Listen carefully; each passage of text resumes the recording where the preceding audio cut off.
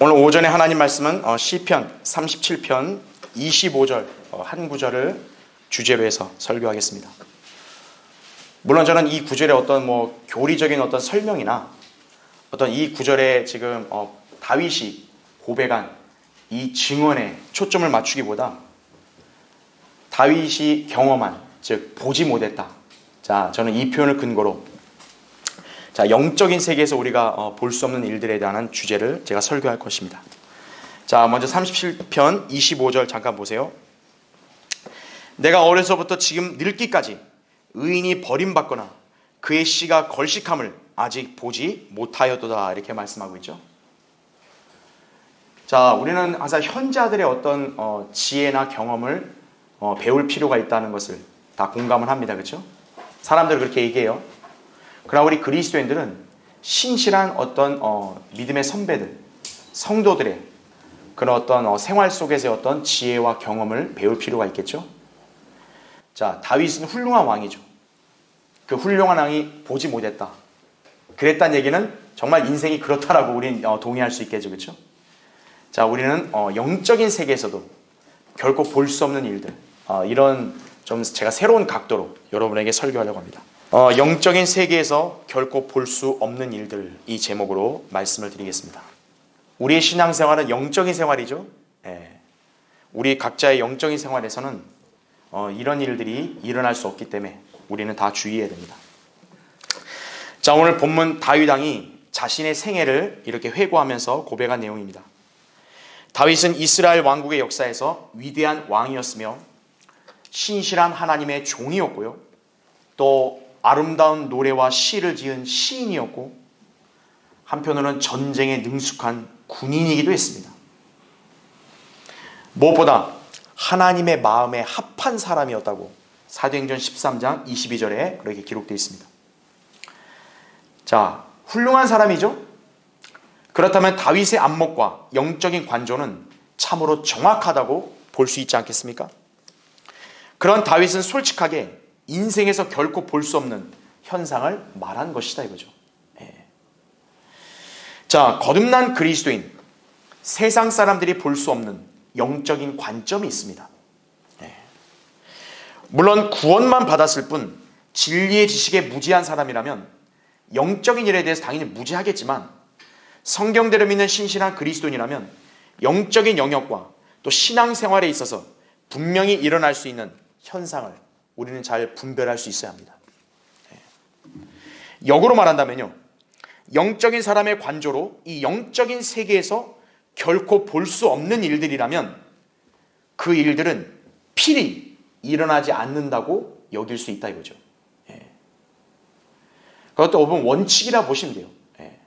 성경에 직접적으로 명시 안 돼 있다 해도 이것은 분명한 원칙이구나, 그렇게 이해할 수 있다, 이거죠. 자, 신실한 사역자와 그리스도인이 밝히며 가르치는 일들, 우리는 전적으로 신뢰할 수 있습니다. 그렇죠? 왜냐하면 성경대로 믿고 가르칠 뿐만 아니라 그 사람의 생활 방식과 또 인생의 경험을 비춰보면 성경대로 했기 때문에 성경적으로 보면 바람직하다고 여길 수 있는 거죠. 자, 자금의 교회 시대의 마지막 때, 이 라오디케아 이 교회 시대에 하나님께서 크게 들어쓰시고 진리의 지식에 해박하며 영적인 안목이 깊은 일꾼은 아무래도 피터 락만 목사일 것입니다. 락만 목사님, 킹제임스 성경을 생애 160번 이상 읽으셨던 분이에요. 근데 여러분, 이 160번이 그냥 평범한 사람이 그냥 이렇게 소설책 읽듯이 이렇게 읽으신 거 아니에요? 단어 하나하나를 꼼꼼하게 체크하고 읽으신 거예요. 성경 어디에 단어가 몇 번 나온다까지 다 체크하신 분이에요. 그러니까 주석 성경을 쓰시죠. 그렇게 읽으셨던 분이에요. 24,000여 권의 책을 섭렵을 하셨다, 이거죠. 주석서와 온갖 신앙 서적들을 집필하셨는가 하면 방금 제가 얘기한 주석 성경까지 펴내셨죠. 60년 이상이나 성경적인 사역에 종사하시면서 얼마나 많은 영적 전쟁과 하나님의 역사하심을 경험했겠는가, 이거죠. 그분의 안목은 굉장히 깊고 정확하겠죠. 이소호 목사님도 피터 락만 목사님을 가리켜서 사도 바울 이래로 가장 성경적으로 사역하신 분이라고 그렇게 소개하셨는가 하면요, 영적으로는 우리의 영원한 스승이라고 부르게 됐다 이거죠. 자, 그런 분이 바라보시는 영적인 관조가 굉장히 정확하다 할 수 있겠죠. 그렇죠? 성경의 모든 말씀이 우리 생활에 사사로운 것까지 다 기록되어 있지는 않아요. 그러나 그런 신실한 종이 겪었던 경험에 비추어서 우리 생활의 원칙이 이렇다, 영적인 일에 있어서는 이런 것이 옳다, 이렇게 얘기했다면 우린 그거를 충분히 신뢰할 만하다 이거죠. 그래서 오늘 저는 그분이 내가 결코 보지 못한 일들, 이러한 글을 쓰신 적이 있었습니다. 저는 그 글을 토대로 해서 오늘 저는 리메이크하여 여러분에게 이 설교를 지금 준비하고 선포하고 있는 것이, 락커만 목사님은 역사에서 배울 수 있는 유일한 것은 바로 인간이 역사로부터 아무것도 배우지 못한다고 그렇게 말했습니다. 너무나 맞는 말이에요. 여러분, 인간을 보세요. 얼마나 인간이 어리석냐면 똑같은 짓을 계속해요. 정치판 보세요. 다 똑같은 짓을 하고 있는 거예요. 계속. 근데 인간은 교훈을 못 받아요. 그래서 락커만 목사님의 이 격언은 너무나 정확한 거예요. 비단 정치 세계만이겠어요? 사회의 또 여러 가지 모든 생활면에 다 그렇다 이거예요. 인간은 과거의 역사로부터 아무것도 못 배우는 거예요. 왜 그럴까요? 인간들은 성경의 진리를 유념하지 않기 때문에 그런 거예요. 그러나 우리는 성경을 살아계신 하나님의 절대 무오한 진리의 말씀으로 믿는다 이거죠. 성경을 기조로 한 영적인 관점은 정확합니다.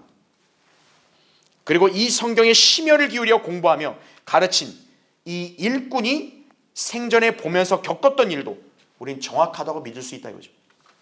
따라서 여러분이 이 시간에 그리스도인의 관점을 확실하게 장착을 해야 돼요. 그리고 우리 신앙생활에서 결코 일어나거나 볼 수 없는 일들을 우리는 올바로 깨달아야 한다 이거죠. 그럼으로써 각자의 현재 믿음의 생활과 또 실제 여러분이 세상 가운데 살면서 자신이 얼마나 성경적인 자세와 태도를 유지하고 있는지를 점검하고 또 바로잡는 그런 계기가 되어야 한다 이거죠.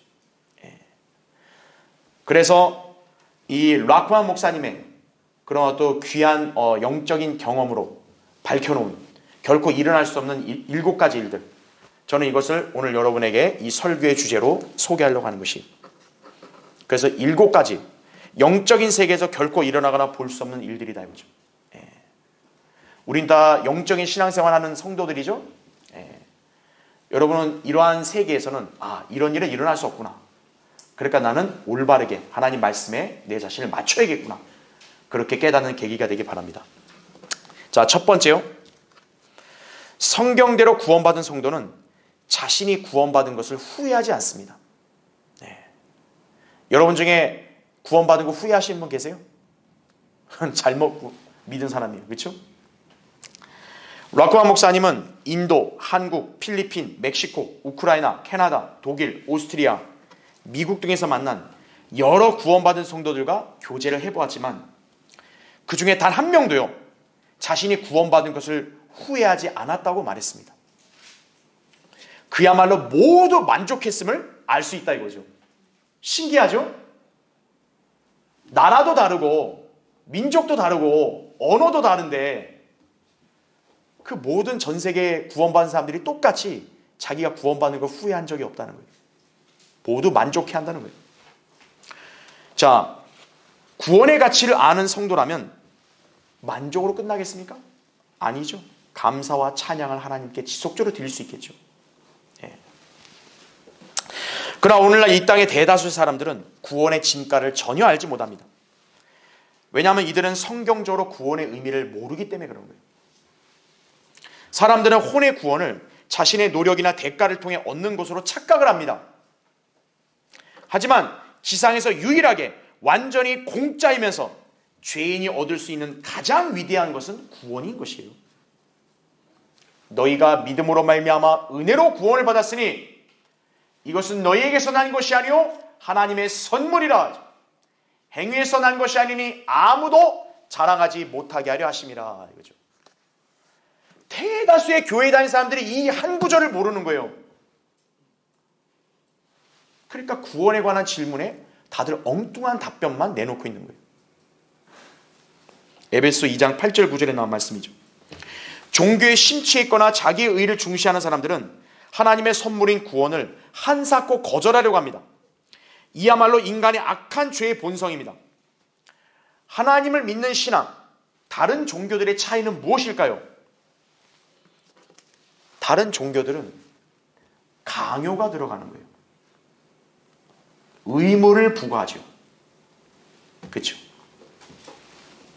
뭔가 노력을 해야 된다 이렇게 얘기하죠. 그런데 하나님께서는 인간들을 거저 초청하신다 이거죠. 그리고 영원한 생명을 값없이 주신다라는 거죠.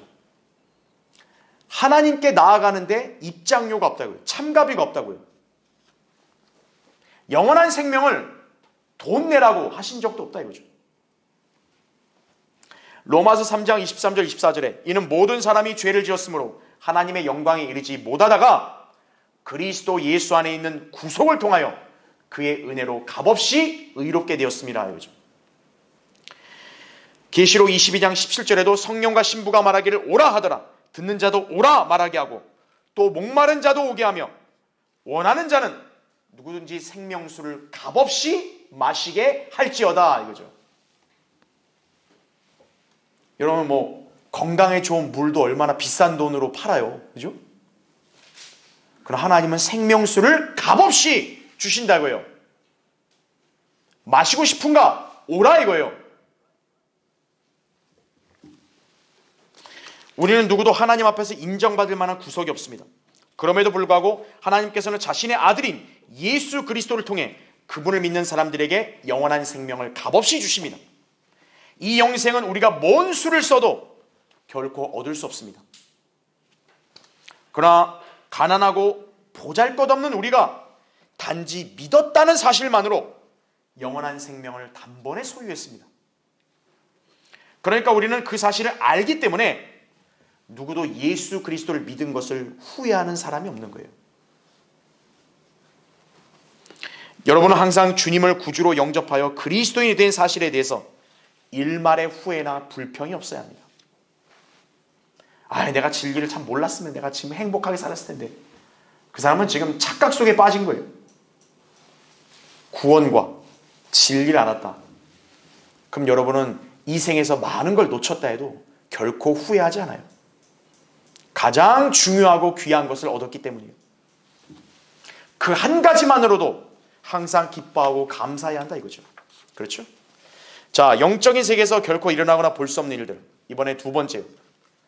수요 기도회를 자주 빠지는 사람들 중에서 열정적인 그리스도인은 없습니다. 락커 목사님은 몸이 아파서 어쩔 수 없이 빠질 수는 있지만 참석할 수 있었음에도 수년간 수요 기도에 빠진 사람들 중에 헌신적인 성도를 본 적이 없다고 고백을 했습니다. 그러니까 이건 뭐 성경에 직접 나온 건 아니지만 그 영적인 지도자가 자기 경험에 비춰서 한 말이에요. 자, 그러면서 이런 유머러스한 격언을 소개를 했습니다.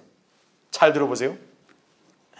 그 교회가 얼마나 인기가 있나 보려면 오전 예배 출석률을 보면 되고, 그 설교자, 그러니까 목사가 얼마나 인기가 있나 보려면 오후 예배 출석률을 보면 되고, 하나님께서 얼마나 인기가 있으신가 보려면 수요 기도의 출석률을 보면 된다. 이렇게 했어요.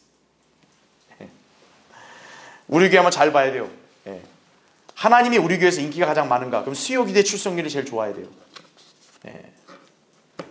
수요 기도가 중요하다 이거죠. 그리스도인이 영적으로 문제가 생기면요, 가장 먼저 수요 기도부터 빠지는 거예요. 그 다음에는 오후 예배에 빠져요. 그 다음에는 오전 성경 공부 빠져요. 그리고 마지막으로 이제 오전 예배도 빠이빠이 한다 이거죠. 이제 아예 진리에서 이탈해 버리는 거예요. 빠이빠이. 일종의 도미노 형상과 같다 이거죠. 왜 수요 기도부터 빠질까요? 아마도 가장 부담이 없다고 생각하는 것 같다 이거죠. 그리스도인은 주일 성수라는 개념이 있다 보니 가급적이면 주일 예배에는 참석을 하려고 애를 쓰지만요, 수요 기도에는 성경에 원래 없다는 이유 때문에 좀 빠져도 문제가 없지 않을까, 그런 심산일 것이에요. 하지만 이것은 순전한 착각입니다. 수요 기도회는 그리스도인에게 있어서 아주 중요하다고요. 예. 수요 기도회는 교회 모든 성도들이 각자가 영 안에서 주님과 기도로 교제하며 깨어있을 수 있는 장이 마련되기 때문에 그런 거예요. 교회의 사역과 성도의 가정생활과 생활 및 진로와 인생의 계획 등은 모두 기도를 통해서만 보장받을 수 있어요. 특히 신실한 성도들이 함께 중보하며 기도할수록 그 역사하는 힘은 당연히 큽니다. 야고보서 5장 16절에 나온 대로. 그렇게 마귀는 하나님께 세우신 교회와 성도들이 기도하는 걸 몹시 싫어하는 거예요.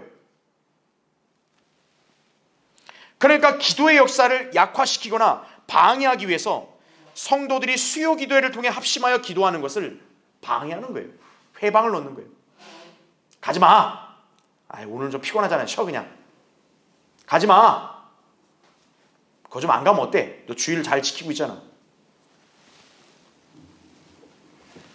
여기에 걸려 넘어지는 성도는요, 수요 기도의 참석이 성가시게 느껴지는 거예요. 예. 또한 기도에는 우리가 일하는 한 주의 중간에 있다 보니까 세상에서 분주하게 일하며 살다가 갑자기 교회에 가야 하는 번거로움이 있을 수밖에 없습니다. 일을 하는 평일에 자신의 휴식과 안락을 희생을 해야죠. 그래 불편함 느낄 수 있어요. 하지만 생각해 보십시오. 우리는 오직 주님을 기쁘시게 하기 위해서 주의 이름으로 기꺼이 모이는 것인데, 그런 불편함을 감수하지 못하는 성도가 과연 예수 그리스도를 사랑한다고 할 수 있겠으며 어떻게 예수 그리스도를 위해서 고문과 순교를 감당할 수 있을까요? 우리나라가 만약 공산주의로 접어든다 보세요.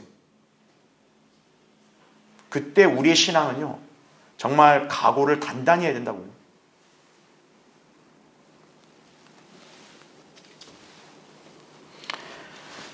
기도를 소홀히 하는 그리스도인은요, 그 사람이 구원받았다는 것은 사실이겠지만 열정적인 그리스도인이 될 수가 없어요. 그냥 미지근한 사람에 불과하다 이거죠. 우리 교회 몇 번 왔다가 안 나온 사람들의 특징이 뭐냐? 이 사람들 수요 기도에 나온 적이 없어요. 오전 성경 공부는 어떻게 나왔는데 수요 기도에 나온 적이 없어요. 그런 사람들은 그냥 오전 예배만 딸랑 드리고 가는 거예요.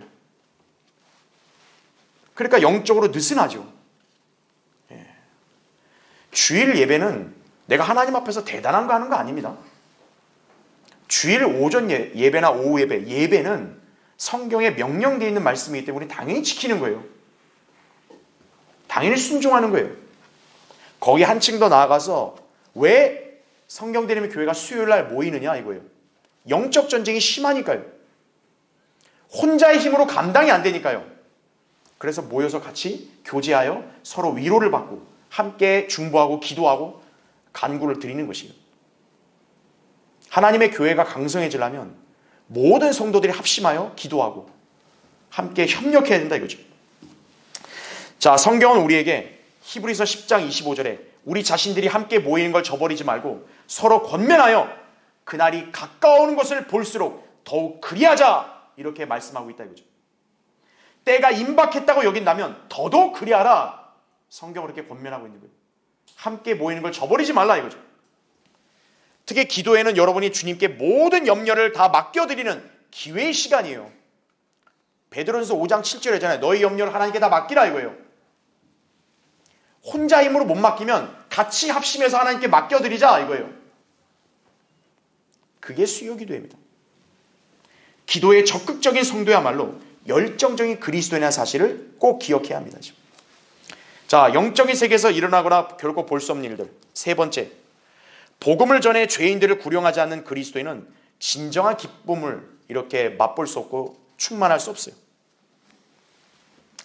러크만 목사님은 지금까지 만난 사람들 중에서 정말로 행복했던 그리스도인은 모두 주님께 누군가를 이겨오려고 애썼던 사람들이라고 증언을 했습니다. 때때로 어떤 성도들은 몇 주 동안 혼들을 주님께로 이겨오지 못해서 침울하다고 자신에게 하소연하곤 했다고 합니다. 그러면서 자신 역시도 일전에 넉 달 동안 한 사람도 구령하지 못했다 그래요. 그래서 자신도 그때 침울했던 적이 있었다고 회고를 했습니다. 왜 이런 현상이 나타나는가? 하나님께서는 기뻐하는 게 뭐냐? 한 사람의 죄인이 회개하는 걸 기뻐하시는 거예요. 예. 죄인의 혼이 구원받으면요, 하늘에서는 기쁨과 환호성이 울려 퍼지는 것이에요. 누가복음 15장 10절에 내가 너희에게 말하노니 이와 같이 죄인 하나가 회개하면 하나님의 천사들의 면전에 기쁨이 있느니라 이거죠. 자, 성경은 주를 기뻐함이 너희의 힘이기 때문이라고 느헤미야 8장 10절에 말씀을 합니다. 여러분, 성도의 힘의 원동력이 어디서 나오는지 아세요? 하나님을 기쁘게 하면 나오는 거예요. 우리가 사랑하는 대상을 기쁘게 해주면 그로 인한 만족과 활기를 실감할 수 있죠? 여러분, 애인을 막 기쁘게 하려고 하죠. 왜 그러겠어요? 내가 사랑하는 사람이 기뻐하는 모습을 보면 나도 덩달아 즐겁거든요. 배우자, 부모 기쁘게 해주려고 우리는 가진 노력을 다한다 이거예요. 자, 그렇다면 하물며 우리의 구주요 신랑이시고 왕이신 주 예수 그리스도를 기쁘시게 해드린 일에 성도가 어떻게 소홀할 수 있겠습니까? 우리도 주님을 기쁘시게 해드리려면 그로 인한 보람과 기쁨에 겨워서 인생의 활력이 넘치게 되는 것이에요. 하나님을 기쁘시게 하려고 해보세요. 그러면 우리도 즐거운 거예요. 무엇보다 여러분이 주님을 기쁘시게 해드리면 주님께서 여러분의 간구와 요청을 기꺼이 들어주신다 이거죠. 요한일서 3장 22절에 나온 말씀이 이거죠. 무엇이든지 구하는 것을 그에게서 받나니 이는 우리가 그의 계명들을 지키고 그의 목전에 기쁨이 되는 일들을 행함이라 이거죠. 하나님의 목전 앞에서 하나님을 기쁘시게 한 일을 하면 주님이 그 사람의 기도를 기꺼이 들어주신다 이거예요. 그러니까 나의 기도 응답을 위해서라도 나는 하나님을 기쁘시게 해드려야 돼요. 그리스도인이 성경대로 살면 세상에서는 참 고단하죠. 왜냐하면 세상은 반성경적이니까요. 여러분이 성경대로 산다는 것은요, 세상과 역행해서 지금 가고 있는 거예요. 그러니 힘들죠. 방향을 같이 맞춰가면 정말로 안 힘들 텐데 우리는 방향을 거꾸로 가야 되니까. 그러니까 힘들죠. 그래서 우리는 어떠세요? 기도가 절대적으로 필요하죠. 기도가. 왜? 세상의 삶이 고단하고 우리는 늘 고난 가운데서 늘 지칠 수밖에 없으니까요. 자, 주님께서는 그때 우리의 기도를 경청하시고 우리의 기도를 이루어 주신다고 약속을 하신 거예요. 그럼 왜 우리의 기도를 들어주시냐? 기쁨을 충만케 해주시기 위해서 우리의 기도를 들어주신다고 약속하신 거예요. 요한복음 16장 24절에 지금까지는 너희가 내 이름으로 아무것도 구하지 아니하였으나 구하라! 그러면 받을 것이니 너희 기쁨이 충만케 하려 함이라 말씀합니다. 하나님을 기쁘시게 해드리면 나도 덩달아 기쁜 거예요. 하나님을 기쁘시게 하는 것은 바로 복음을 전한 일이에요. 하나님은 그 일을 이 땅에 세우신 교회와 성도들에게 위탁하셨다는 점을 꼭 기억하셔야 돼요. 여러분이 인생을 의미 있게 살기 위해서는 자신의 구주요 신랑이신 주님을 기쁘시게 해드려야 됩니다. 에베소 5장 10절에도 무엇이 주를 기쁘시게 할 것인지 입증하라! 이렇게 말씀하고 있어요. 여러분 개개인에게 주시는 명령이에요. 내가 뭘 하면 주님을 기쁘시게 할 수 있을까? 여러 가지가 있겠죠?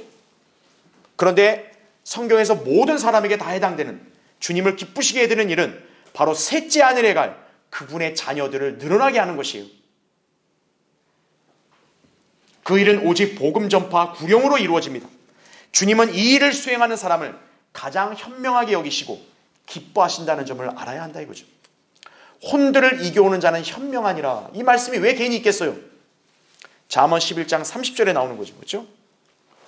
자, 영적인 세계에서 결코 일어나갈 볼 수 없는 일들. 네 번째, 이번에 네 번째입니다. 불순종하는 성도가 죄를 짓고서도 주님께로부터 징계를 받지 않는 경우는 없습니다. 여러분 잘 아셔야 됩니다. 하나님 앞에 불순종한 적이 있다. 그 죄에 대해서는요, 언제든 징계가 내려질 수 있는 거예요.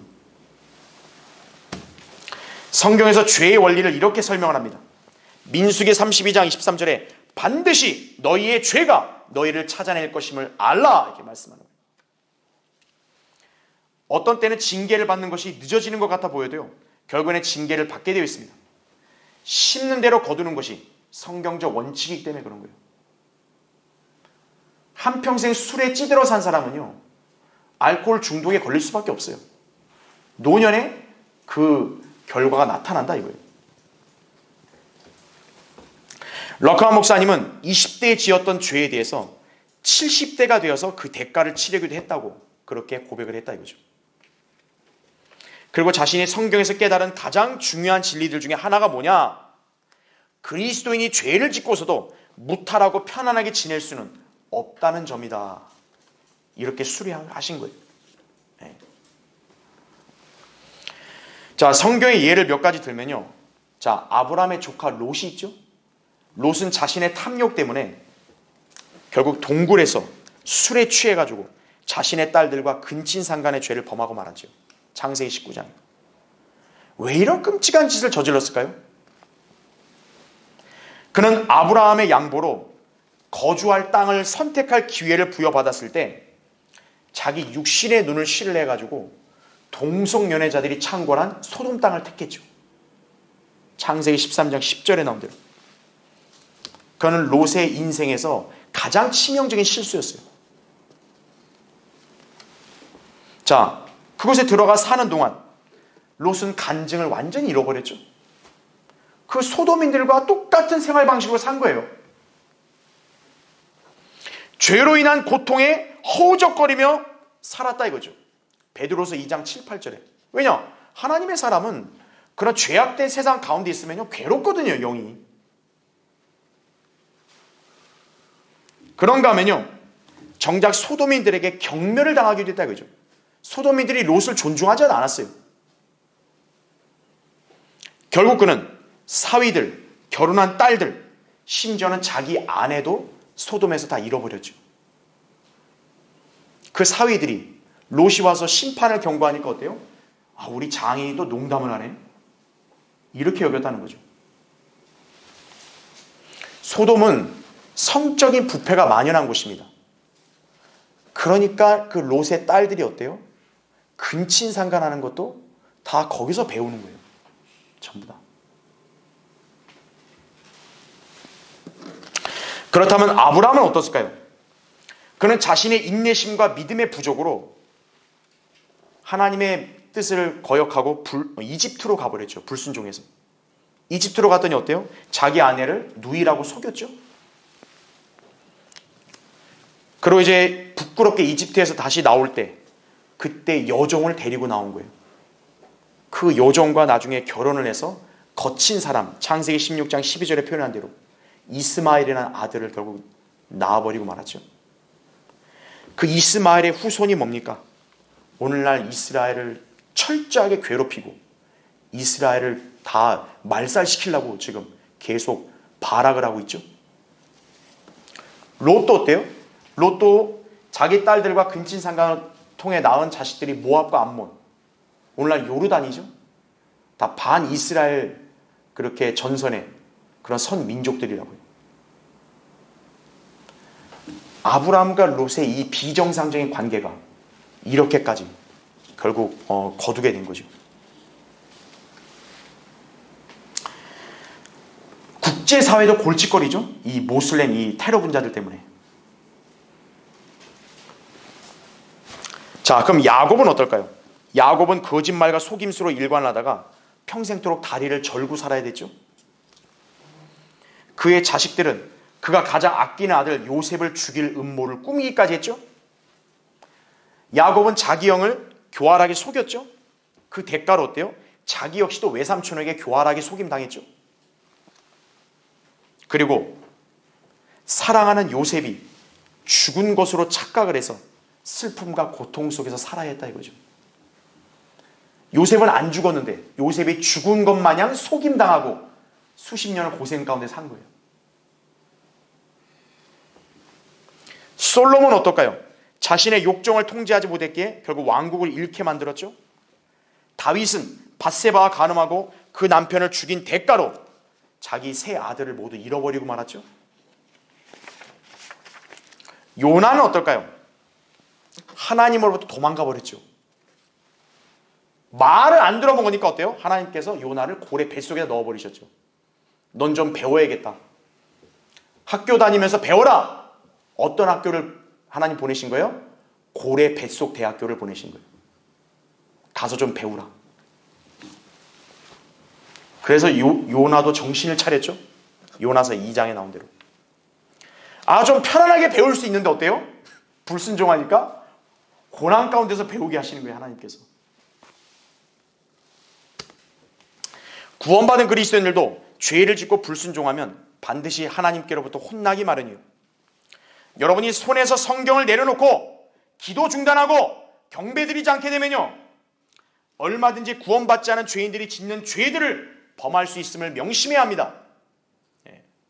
그리스도인이라고 무슨 초인이 아니에요. 여러분이 성령의 인도하심을 따르지 않고 성령으로 충만하지 않고 자기 육신을 따라 살게 되죠. 여러분도 세상 사람들과 다를 바가 없는 거예요. 그때 주님께서는 어떻게 하지 아십니까? 여러분을 징계하시는 거예요. 부모도 참는 한도가 있는 거죠. 선이 있는 거죠. 그 선을 넘으면 부모도 징계하는 거죠. 하나님도 선이 있으신 거예요. 불순종하면 하나님도 자녀를 때리시는 거예요. 그럼 맞지요 뭐. 안 된다고. 하나님이 때리시는 건 무진장이 아픈 거예요. 징계는 사랑의 표식인 게 사실이죠. 잠언 3장 11절 12절에 그러나 기억하십시오. 하나님의 징계는 몹시 아픕니다. 그리고 하나님의 징계를 받으면 순간은 엄청 슬픕니다. 우린 자초할 필요 없죠. 매를 벌 이유가 없죠. 그래서 아셔야 됩니다. 하나님께 불순종하고 살면 안 되겠구나. 하나님 말씀에 내가 순종을 해야겠구나. 그것이 내 인생이 평안 가운데 유지될 수 있는 비결인 것이. 자, 영적인 세계에서 결코 일어나 볼 수 없는 일들. 5번째, 불평하는 사람은요, 교회의 간증을 반드시 망치기 마련이에요. 주의해야 됩니다. 러크만 목사님은 자신도 불평을 좀 하는 편인 것 같다고 진솔하게 고백을 했어요. 참 우리가 볼 때 훌륭한 종 같은데 인간은 똑같은 거예요. 자기도 불평 좀 한다 이거예요. 하지만 불평하더라도 구원받지 않은 사람들이 없는 곳에서 한다고 그렇게 덧붙였어요. 성도가 꼭 불평을 해야 한다. 아무도 없는 곳에서 혼자 하는 게 그나마 낫다는 거죠. 그리스도인이 불평하며 칭얼대면요, 그럼 마치 뭐와 똑같으냐? 마귀가 새 예루살렘에 대해 설명하는 것과 똑같다고 이렇게 얘기하는 거죠. 여러분, 마귀가 새 예루살렘을 어떻게 설명할까요? 사람들 앞에서. 아이고 여기 되게 좋은 곳이야. 너희들 여기 가. 마귀가 그러겠어요? 안 하죠. 그리스도인에게 불평은 결코 어울리지 않습니다. 그러나 우리도 육신의 옛 본성을 어찌할 수는 없습니다. 우리가 영적으로 깨어있지 않고 말씀의 규제를 받지 않게 되면 즉시 육신을 따르게 되어 있는 것이에요. 육신은 만족함이 없습니다. 여러분, 사람이 왜 만족함이 없는 줄 아세요? 이 지구상에는요, 나랑 100% 일치하는 게 없기 때문에 그런 거예요. 여러분도 기준을 낮춰야 돼요. 부모 자식 간에도 싸우잖아요. 부부 간에도 싸우잖아요. 싸울 수 있어요. 왜죠? 나랑 일치하지 않으니까요. 이 지구상에 나랑 100% 일치한 사람은 아무도 없어요. 그러니까 어느 한쪽 면에서는 반드시 불균형과 마찰이 일어날 수밖에 없어요. 그걸 감수하고 연약함은 서로 세워주고 그렇게 가는 것이죠. 배려하고 존중하고. 육신적인 사람이 이기적이고 자기 중심적으로 생각하니까 그렇게 되는 거예요. 그러니까 만족이 없으면 어때요? 불평이 나오는 거예요. 당연한 원리입니다. 특히 하나님 말씀에 순종하는 삶, 주님을 섬기는 사역에 관해서 인간은 여러모로 불만족스러운 심정을 가지게 됩니다. 그렇죠? 교회가 어떤 사역을 계획하고 한다 이거예요. 모두가 이야 다 좋습니다 이런 얘기 안 해요. 어떤 사람이 봤을 때는 저걸 왜 하지? 왜 꼭 저런 말을 하지? 그런 얘기 합니다. 왜냐? 자기하고 성향이 안 맞다고 여기니까요. 그런데 문제는 뭡니까? 우리 자신이 우선이 되면 안 된다는 거예요. 하나님의 말씀과 권위가 우선이 돼야죠. 하나님께서 명령하신 거라면 내가 이 성향과 살아온 습관이 잘 안 맞아도 내가 거기에 따라야죠. 그게 순종이라고요. 불만족과 이 불평이 점점 고조가 되죠. 그러면 이제 어떻게 되냐? 반항을 하고 역행하는 죄까지 짓게 되는 것이. 자, 이것은 이스라엘 백성의 광야 생활의 모습에서 적나라하게 드러납니다. 이스라엘 백성은 광야 생활에서의 고난의 훈련을 잘 견뎌내야 했었어요. 그런데 어땠죠? 현실은 내내 불평이에요. 내내 불평. 물이 없다. 물이 쓰다. 배고프다. 만날 줬더니 고기 없다. 고기까지 줬더니 아이고 이건 지겹다. 왜 이렇게 힘드냐 인생이. 내내 모세한테 불평하는 거예요. 그러니까 여러분 보세요. 모세도 얼마나 지겹겠어요. 이것도 한두 번이어야지. 여러분 하나님 보실 때는 하나님은 안 지겨울 것 같으세요? 여러분이 맨날 불평하고 푸념하면 하나님은 안 지겨울 것 같으세요?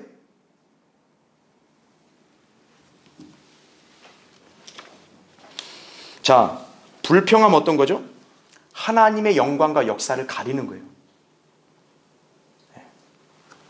그럴 때마다 주님은 호되게 다루시는 거예요. 징계하신다 이거죠. 그런데도 정신을 못 차리면 어때요? 이스라엘 백성은 결국 멸망당했죠. 그런 일까지 벌어질 수도 있는 거예요.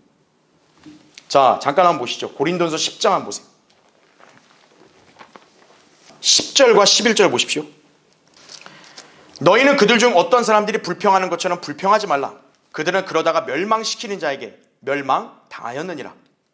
이제 그들에게 일어난 이 모든 일이 본보기가 되고 또 세상의 끝날들을 당한 우리에게 권면으로 기록되었느니라. 그러므로 서 있는 줄을 생각하는 사람은 넘어지지 아니하도록 주의하라. 이렇게 말씀하는 거죠. 그렇죠? 네. 이스라엘 백성의 역사를 왜 신약 성경에서 언급을 하냐? 왜 신약 성도들에게 보게 하냐 이거예요. 우리에게 본보기를 제시하는 거예요. 이러지 마라 이거예요. 당시 이스라엘에 관해 신약은 광야의 교회라고 사도행전 7장 38절에 표현합니다. 이와 같이 오늘날 신약 교회들 안에 있는 성도들 중에서도 그 옛날 광야의 이스라엘 백성처럼 불만을 지니고 불평하는 이들이 적지 않아요. 교회의 사역과 목사 성도들과의 관계와 교제에 대해서 불만족스러워합니다. 왜냐하면 자신의 기준과 기대에 못 미친다고 여기기 때문에 그래요. 그러나 중요한 것은 하나님께서 관장하시는 사역과 모임에서는 결코 자신이 기준이 되면 안 돼요. 하나님과 그분의 말씀이 기준이에요. 그것에 부합하면 성도는 하나님 뜻에 순종하며 감사함으로 따라야 마땅합니다. 그렇지 않은 성도는 못마땅하게 여기는 거예요. 그래서 불평하는 성도는 자신이 속해 있는 교회의 간증을 가장 심하게 망치는 거예요. 여러분 교회의 간증이 뭔지 아십니까? 믿지 않는 사람들로 하여금 교회 다니고 믿음 생활하는 게 좋은 거다, 옳은 거다라는 것을 인식시켜주는 게 좋은 간증이에요. 여러분이 뭘 해결했습니다 이런 것만이 간증이 아니라 진정한 역사하는 간증은 뭐냐? 다른 사람의 마음을 감동시키고 변화시킬 수 있어야 그게 간증이에요. 간증은 나의 잘난 척이 아닙니다. 아, 나는 하나님께서 이렇게 기도 응답하고 난 이렇게 잘 됐다고. 이게 간증이 아니에요. 간증이라는 것은 하나님의 역사하심을 드러내서 다른 사람에게 도전을 주는 거예요. 이 교회가 진정한 간증이 있으려면, 여러분도 진정한 간증이 있으려면 가족이든 친척이든 지인이든 믿지 않는 사람들에게 선한 영향력을 끼쳐야 돼요. 그렇게 해서 그 사람들로 하여금 아, 교회 다니는 게 이게 옳은 거구나. 아, 예배 드려야 되구나. 아, 그래. 이렇게 너와 같이 사는 게 맞는 거구나. 그렇게 마음을 움직일 수 있어야 돼요. 근데 불평하는 사람은 어떡하겠어요? 교회 얘기할 때 아, 교회가 좀 이상하다고. 아유, 교회는 왜 그런지 모르겠다고. 어쩌고 저쩌고. 구원받지 않은 사람들에게 예를 들어 그런 얘기 했다 이거예요. 그럼 그 사람은 교회를 망치는 거예요, 간증을. 아까 락한 목사님이 해준 조언 있죠? 불평할 수 있어요. 왜? 사람마다 다 100% 일치가 안 되니까. 그럼 혼자 하라 이거예요. 네. 구원받지 않은 사람이 그런 불평을 들으면 그런 사람이 교회에 나오고 싶은 생각이 들겠습니까? 교회에 다녀왔다는 여러분들의 표정이 다 굳어 있어요. 여러분이 말도 퉁명스럽게 하고 그냥 뭐 어디 고단한 무슨 노동을 하고 온 것처럼 막 피곤해하고, 그러면 다른 사람 가족들이 봤을 때 야, 저 교회는 도대체 뭘 하길래 사람 저렇게 진을 빼냐? 이렇게 생각 안 하겠습니까? 그게 망치는 거예요. 교회 갔다 왔으면 기쁨이 충만해야 돼요. 감사가 넘쳐야 돼요. 그래야 가족이나 친척이나 지인이 봤을 때 저기 뭔가 있는가 보다, 이렇게 마음이 움직이는 거죠.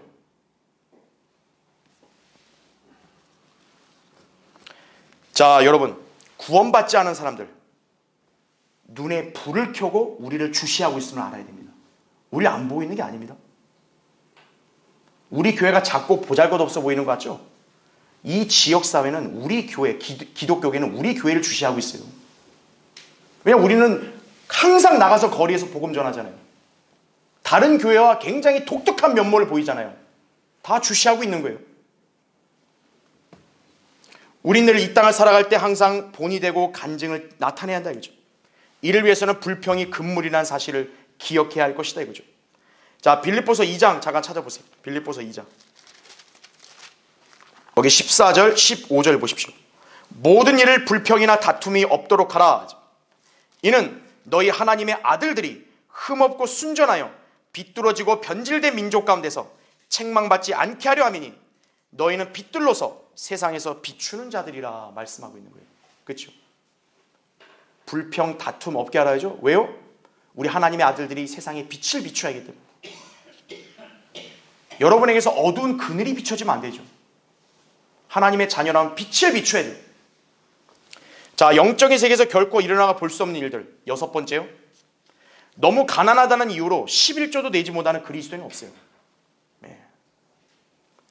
바울은 마케도니아 교회들이 심한 궁핍 가운데서도 풍부한 연보를 드렸다고 말합니다. 고린도서 8장 1, 2절에 나오죠. 성전에서 2렙돈을 드린 가난한 과부는 자신의 생계비 전부를 드렸어요. 누가복음 21장 2절부터 4절에 나오죠. 부유한 사람들이라고 해서 사실 많이 드리는 게 아닙니다. 여러분, 부자들이 막 돈 통 크게 낼 것 같죠? 아닙니다. 부자들이 더 인색해요. 오히려. 또한 너무 가난해서 11조도 못할 것 같은 과부가 11조보다 훨씬 더 많이 드리는 경우도 있습니다. 어떻게 가능할까요? 하나님의 은혜니까요. 신실한 성도들이 모인 숫자가 적어도 왜 이 정도 규모의 교회가 운영이 되냐 이거예요. 하나님의 은혜로 여러분이 정직하고 기쁨으로 바쳤기 때문에 그런 거예요. 고린도서 8장 5절에도 그들이 이것을 행하였으니 우리가 바라던 대로만이 아니라 먼저 자신들을 주께 드리고 또 하나님의 뜻에 따라 우리에게 이 은혜를 주신 것이라. 러크만 목사님은 자신의 교회에서 그 멕시코 탐피코에 사역하는 한 현직 목사를 지원하고 있다고 그렇게 말했어요. 자, 이 목사 멕시코에서 지금 사역하는 목사인데 아내와 자식들이 있대요. 근데 수입이 한 달에 $100 정도밖에 안 된다고 합니다. 우리 돈으로 하면 뭐 13만 원, 15만 원 한 달에 수입이 그거예요. 그러나 판자촌에 산대요. 이 목사 가족이. 단 한 번도 꾀지지하게 옷을 입은 적을 본 적이 없다고 그래요. 수입이 이거밖에 안 되는데. 왜 그러냐 했더니 아내가 남편을 목사답게 보이게 하려고 항상 옷을 깨끗하게 세탁하고 빳빳하게 다려준다고 그렇게 얘기했다 이거죠. 자, 과부인 한 자매가 이들에게 조그마한 부지를 기부했대요. 그래서 마침내 그들은 교회를 지을 수 있었던 거예요.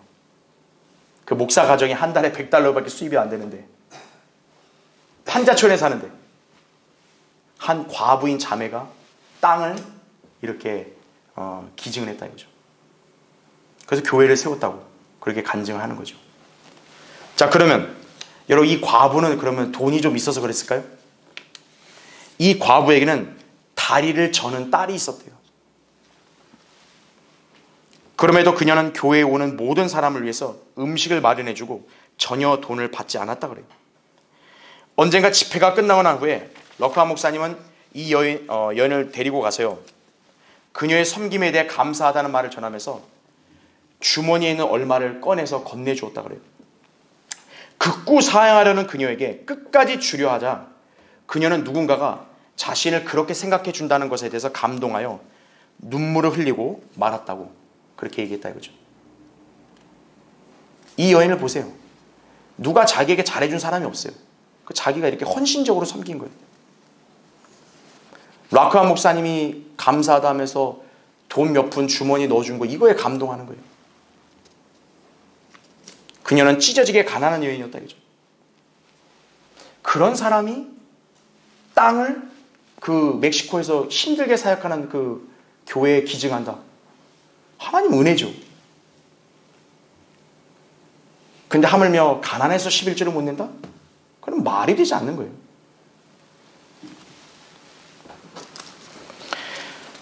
(11조에) 대해서 인색하거나 혹은 생색을 내려는 이들이 간혹 있지만요, 신약 시대의 은혜로 구원받은 성도라면 마땅히 그 은혜에 따라 기꺼이 드릴 수 있는 것은 물론이고 오히려 할 마음만 있다면 더 드릴 수도 있다 이거죠.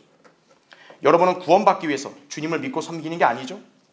구원받았기 때문에 그 은혜를 알아서 자원하여 주님을 섬기고 있는 것이에요. 그렇다면 주님께 11조는 물론이고 자원하는 연보도 기쁨으로 드릴 수 있어야 한다 이거죠. 주님은 그런 성도를 사랑하시고 보살피신다고 약속하신 거예요. 하나님의 약속이 어딘가 빈틈이 있겠습니까? 고린도서 9장 7, 8절에 각 사람은 미리 마음속에 정한 대로 할 것이요 인색함이나 억지로는 하지 말아야 하리니 이는 하나님께서는 기쁨으로 드리는 자를 사랑하심이니라. 하나님께서는 너희에게 모든 은혜를 넘치게 하실 수 있나니 모든 것을 언제나 너희가 필요한 대로 가질 수 있게 하심으로 모든 선한 일에 넘치게 하시려는 것이라 이거죠. 하나님은 은혜를 넘치게 부어주시는 분이에요. 내가 기쁨으로 드리면 더 풍성한 은혜로 하나님 보상해 주신다 이거죠.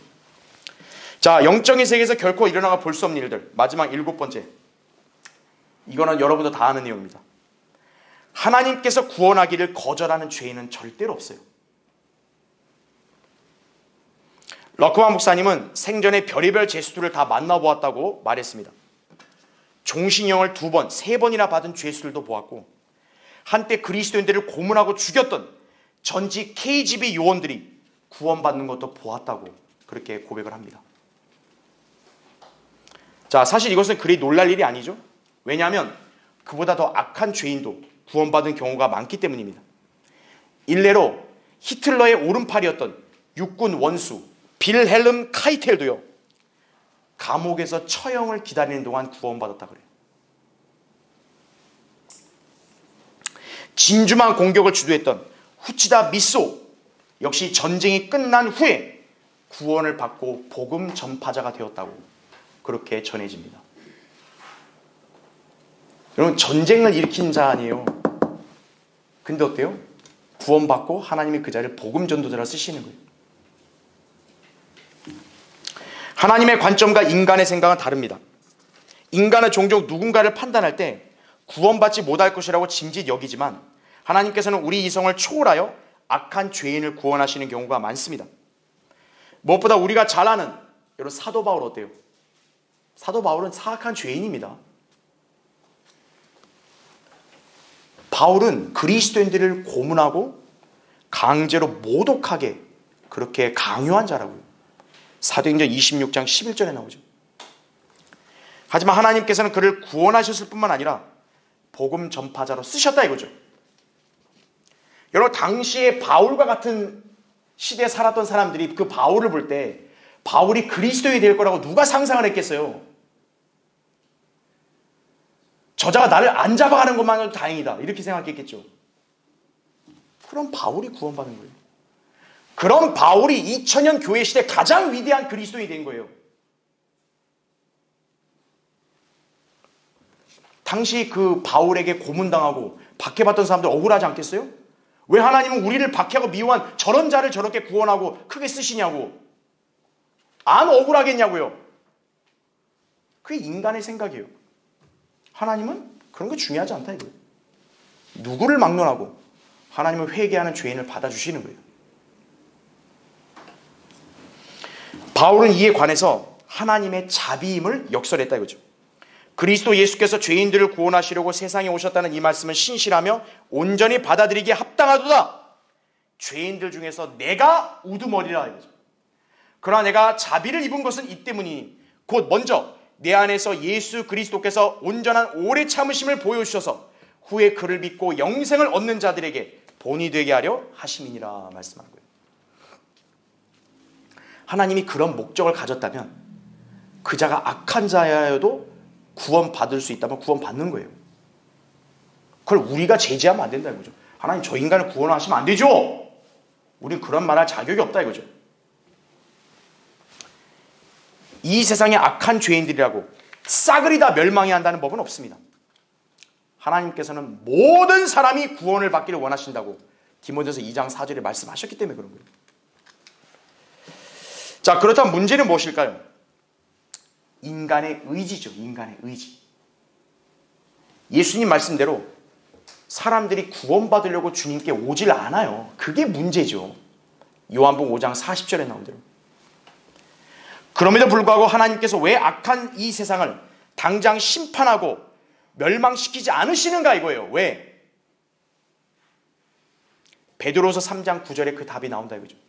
주의 약속은 어떤 사람들이 더디다고 생각하는 것이 더딘 것이 아니라 오직 우리에 대하여 오래 참으시어 아무도 멸망하지 않고 다 회개에 이르게 하려 하심이라 말씀합니다. 주님은 악인의 멸망을 기뻐하는 분이 아니에요. 악인의 회개를 기뻐하시는 분이에요. 에스겔 33장 11절에. 따라서 우리는 누군가에게 복음을 전하는 것을 망설이거나 포기해서는 안 돼요. 여러분의 생각으로 애써 그냥 아예 그냥 시도도 할 필요 없다. 그렇게 여기면 안 돼요. 하나님께서는 누구든 간에 회개하고 예수 그리스도를 믿겠다고 하면 즉시 구원해 주시는 거예요. 흉악범이어서 내일 사형당해야 되는데 그 전날 밤에 이 사람이 회개하고 예수님 믿겠다고 하면 예수님이 구원 안 해주실까요? 야, 너의 인생을 날로 먹으려니 하나님이 그러시겠어요? 아니라고요. 그 사람의 99%의 한평생 인생이 악했어도 바로 그 순간에 회개하고 예수 그리스도의 복음을 믿고 그분을 영접하면 즉시 구원해 주시는 거예요. 하나님은 회개하는 죄인을 결코 거절하지 않으신다 이거죠. 자, 바로 7가지 원칙이에요. 결론을 맺겠습니다. 다윗은 자기 생애에 겪은 개인적인 경험을 진술했어요. 다윗의 증언은 물론 굉장히 타당하다 할 수 있다 이거죠. 성경에 나온 신실한 성도와 일꾼의 간증과 경험을 결코 경시해서는 안 됩니다. 지금 이 시대에 하나님께서 크게 쓰신 사역자 피터 락크만 목사님이 평생 사역과 생활 속에서 겪고 목도했던 이 같은 법칙은 성경적이라 할 수 있다 이거죠. 우린 이런 하나님의 종의 권면을 흘려들어서는 안 될 것입니다. 여러분은 항상 하나님의 은혜로 구원을 거저받았다는 사실에 후회가 없어야 돼요. 항상 감사와 찬양이 있어야 돼요. 또 자신의 구주이신 예수 그리스도를 위해서 헌신하고 성경대로 믿는 믿음을 지니고 살아야 돼요. 그래야 여러분은 그리스도인으로서 합당치 않은 나쁜 습관, 죄를 멀리하게 되고 주님을 향한 열정에 불타올라서 신실하게 주님을 섬길 수 있는 것입니다. 자, 기억하십시오. 성경대로 믿고 실행하면 어떤 문제도 없습니다. 여러분은 성경대로라는 기조를 항상 딱 전제로 두시고 그 위에 서서 여러분은 이 신앙의 길을 계속 나아가시기 바랍니다. 자, 기도하겠습니다.